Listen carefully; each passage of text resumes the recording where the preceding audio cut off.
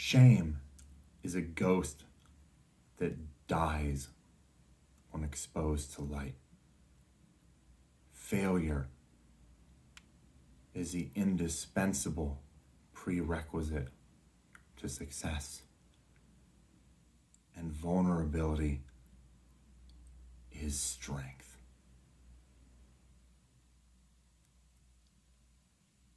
Shame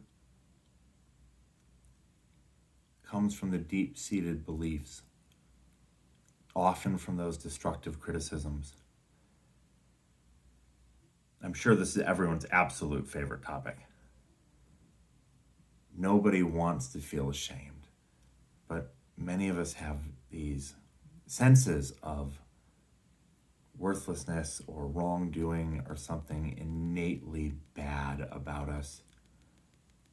And we tend to hide and tuck away those things, never exposing them, because that would be terrifying. If they only knew who we really were or how we really were.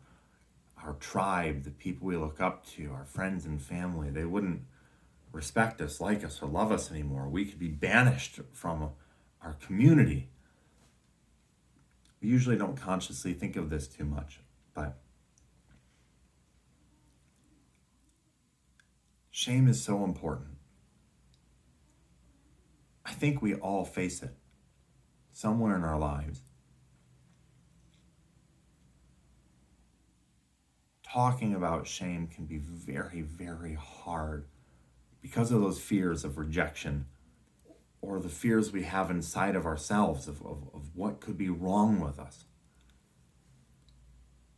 But exposing shame, talking about it,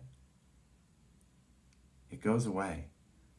The more we expose ourselves, the more we open up, we talk to trusted loved ones, we write it down, we express it in art or in words or in journaling or communicating, the less power it has over us. Shame really is like a ghost. It only lives in darkness. Bring it into the light and it fades. Many of us, that shame directly comes from a sense of failure. I have failed. I am wrong. I have been wrong. I do wrong. It's never enough. I'm not good enough. I can't. Failure is probably the most important tool that we have on our journey to succeed. Failure is essential. You have to be able to fail and be willing to fail. See, when we get ashamed of failure, we hide away from it. We don't embrace it because that means we didn't do well or we're bad. But the furthest thing from the truth. Shame is, in many ways, my friends, the most important thing to understand. And failure, let me get real close when I say this. Failure is essential. I know I'm saying this over and over again, but I can't be more direct. You have to be willing to fail. You have to be willing to step up to the bat. Think about babies. How many times do they fall down trying to stand? Over and over, right? Could you imagine as an adult falling down that much? Would you keep wanting to get up? Would you keep trying to stand again? But babies, they just fall and try and fall and try again and fall and try again. And what happens? They start walking, right? I remember watching my little girls and watching them try and try and try again. It's hard. You know, one of the hardest things I've seen them struggle with, especially my middle daughter, is that she has autism. And it is very hard for her to understand nuance in language. Either or, for example. Or. She doesn't understand or. So she'll repeat the words back to us, do you want this or that? And she'll say this or that, this or that. And even though she doesn't get it now, I can see her trying. And she works so hard to get it. In a lot of ways, it's inspiring. When we look at some of the greatest success stories, that many of these people have failed, sometimes brutally, before they ever really achieved any success. Babe Ruth, the famous baseball player, is renowned for being the home run king. But he was also the strikeout king. Why is that? If life is like a baseball game, the difference is there's no umpire to call you out. In baseball, you get 3 strikes, then you're done, right? But in life, you can just step up to the plate and you can swing and you can swing and you can swing and you can swing again. And by law of average, if you keep swinging long enough and hard enough, eventually you're going to knock it out of the park. And so recognizing how important that failure is, you gotta just keep swinging.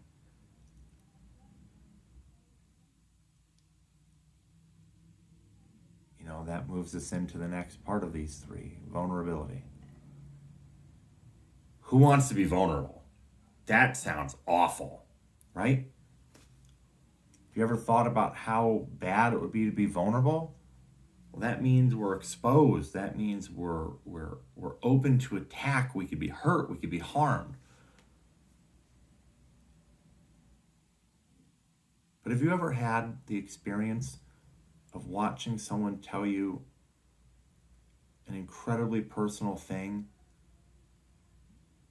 that showed that they were weak or they were humble, and you felt like it was just so strong of them? Sometimes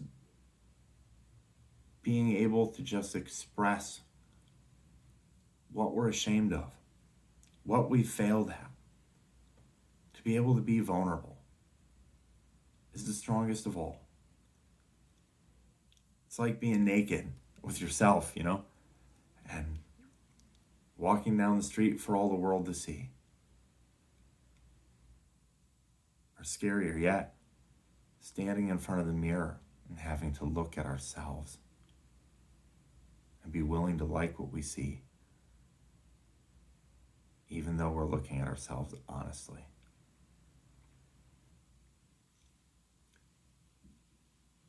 Being able to look at our shame and not shriek away from it. Being able to embrace failure and look at it as a tool to move forward, to learn what doesn't work. And being able to be vulnerable with others and ourselves. These are the 3 great tools of self-acceptance.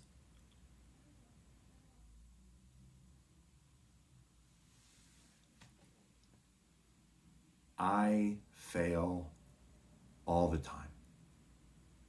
Constantly, in fact. I have felt deep senses of shame. And maybe telling you this story will share some of my own vulnerability. About a year ago, I started to realize what an overwhelming and hard emotional reaction that I was having towards rejection. If somebody didn't like me, I would work so hard. I'm part of a sport organization, where I do sport sword fighting. And I went to a fighting event. Showed up late. The rules of the organization are as such that you must have a safety inspection of your equipment before you go to participate. But I was late and I was in a hurry. And I just went on the field and I skipped that whole safety inspection thing. Well, one of the safety marshals noticed that I hadn't been inspected and came over and pulled me aside and asked me if I had gotten inspected and by who. And not only did I lie about it, and I said I had been inspected, but I knew one of the marshals and I thought they might cover for me, and I said that he had inspected me, risking getting him in a lot of trouble. I didn't do it consciously. I didn't have a lot of time to think to myself, boy, I just did that. I'm going to tell them a good story. It just came out of my face. I was so embarrassed, so terrified instantaneously that I might be judged or viewed badly, that I caused a situation that was totally humiliating. I was ultimately put on a significant suspension from participating within the sport.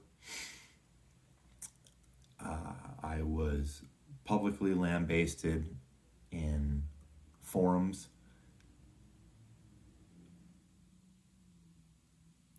And it was absolutely devastating for me.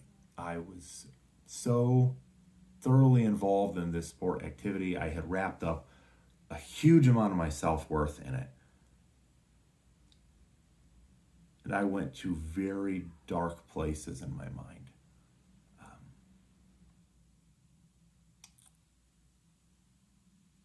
It took me a long time to work through that, but I started a journey of self-realization. Now, the irony here is that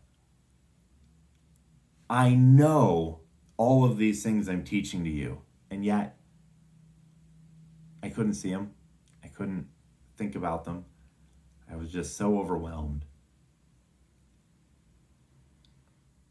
I had so completely and utterly humiliated myself that I felt ashamed and I felt like a complete failure. So I reached out for support. I started researching. I learned that I had undiagnosed ADHD, that as a side effect made me overly vulnerable to senses of rejection. I went to see a therapist and get into a psychiatrist to look at medications that might help me deal with these powerful emotional reactions that I had. Because it didn't seem like it mattered how much I knew, how much I understood. I just had these powerful emotional reactions. And I felt like the more I learned, the more I realized how these behaviors that I had developed were hurting my family. Most of the time, other people who didn't know me well, people who just casually saw me, thought I was such a great guy. I must be so awesome. But I started to realize more and more about how some of the behaviors I had learned were harmful, critical of others, mean-spirited, maybe in a sense of trying to protect myself, maybe because I just learned some very unpleasant mental habits. The exact same stuff I'm trying to talk to you about today.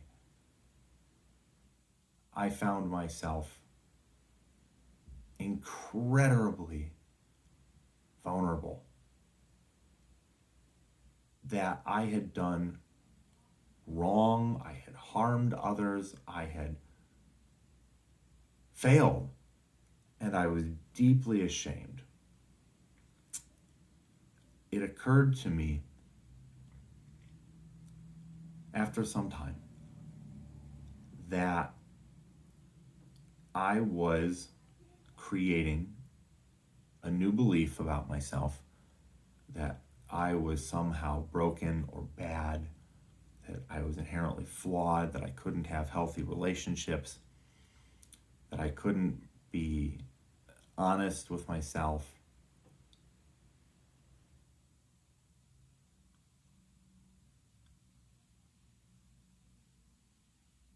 And I had done so many small misdeeds. I had failed over and over again to be the person that I wanted to be, that I thought I was.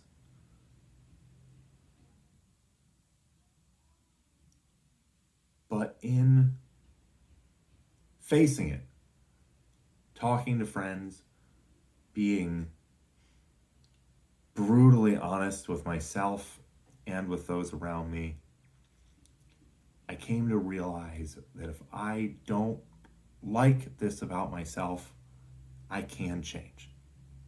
And I'm still in that process. And I'm telling you this not because it had to do with me getting rich or getting famous. It had to do with my own self-worth and my ability to have kind, loving relationships with the closest people to me.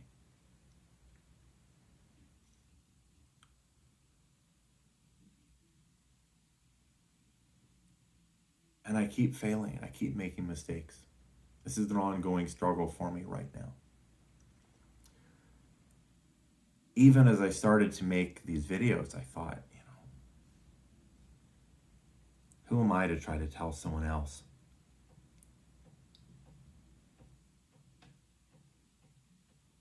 But then it dawned on me that I'm probably exactly who needs to tell someone else. Because I know what it feels like. I'm asking you to do something very powerful, to delve deep inside of yourself and to expose painful things. And I'm telling you to embrace it. I'm telling you to expose yourself to others, to talk about shame, to reframe failure as being a good and important thing. I'm telling you to be vulnerable. It's the strongest tool you have, and it's the bravest thing you can do. And bravery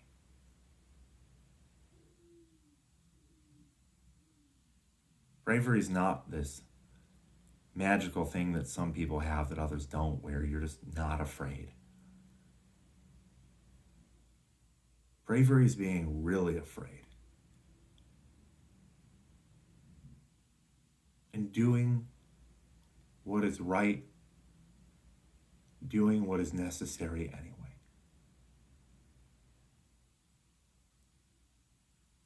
I'm going to end with a story. It moved me a great deal.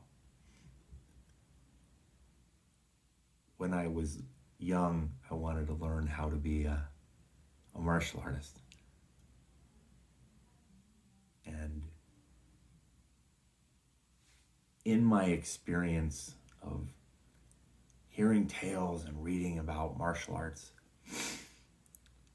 I one day heard a story about a samurai and a master of the Japanese tea ceremony. The master was an old man, a feeble man, a humble man.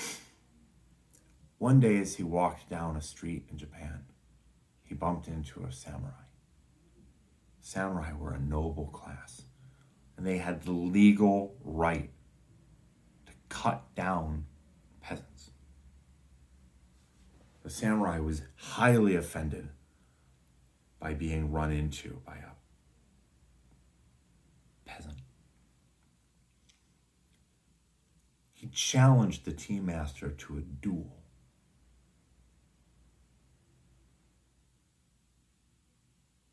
Which was his right to do so.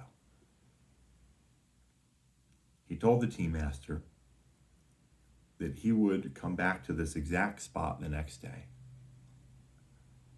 at noon, and they would fight with the sword. Completely terrified, the tea master searched for a friend who was the master of the way of the sword, a kensai. He said, "You have to teach me how to fight. I have a duel with a samurai, and I'm going to die." The sword master agreed, "I will teach you how to fight. I will teach you how to win." In the sword master's attempts to teach the tea master, he found the old man was completely inept. He could not fight. But he was able to teach him to raise his sword and to make one cut. That evening after they trained, the master of the sword said to the master of the ceremony of tea, "Pour tea, my good friend, pour tea. Let us partake in the ritual." And the tea master went about his ceremony, and he poured the tea, the ancient, honored tradition, in the middle of the ceremony. The sword master stopped and said, "Tomorrow, when the samurai approaches,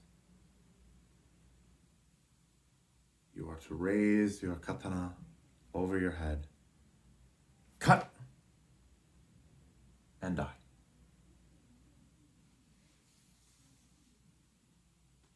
Despite not knowing the sword, the tea master was a master, and he understood. The next day at noon, the samurai approached the chosen field. He saw there a feeble old man with a sword. He approached boldly and confidently, ready to cut down the insolent peasant. He drew his weapons and approached. The old man raised his sword over his head. As the samurai drew closer, a wave of unease came over him, and he approached more cautiously. And he came step by step. He felt his heart race.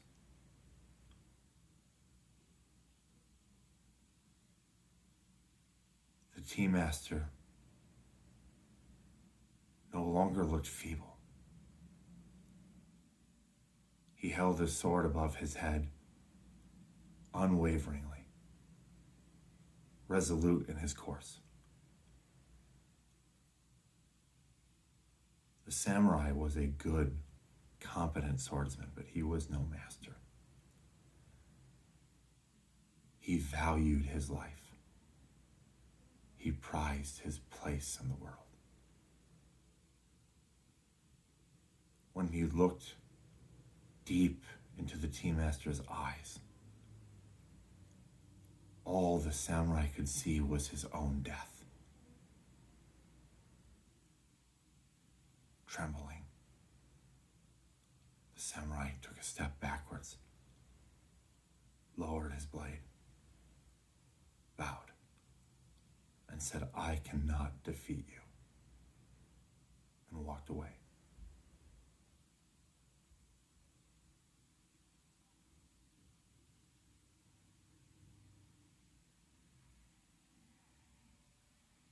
How does this relate to shame and to fear and to vulnerability? The tea master believed he could not win.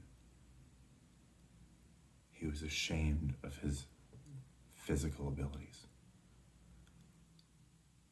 The tea master could not learn the sword. He failed to be able to become competent. But the tea master was willing to be vulnerable. The most vulnerable. He decided that if he were to die, he would do so on his own terms. He exposed his body and his life, the one thing we are all destined to lose eventually. And he was willing to make one singular act, to sacrifice his life in order to defeat his opponent. And in doing so, he broke the will of a samurai. Vulnerability is not weakness, my friends. Failure is not failing at all. And shame must be looked at honestly. And from this place, we see how it connects to what we want. Why we think we can't have it. What we came to believe about our past. What criticisms may have led us there. And it leads us forward into our final step. Perseverance. See you in the next video.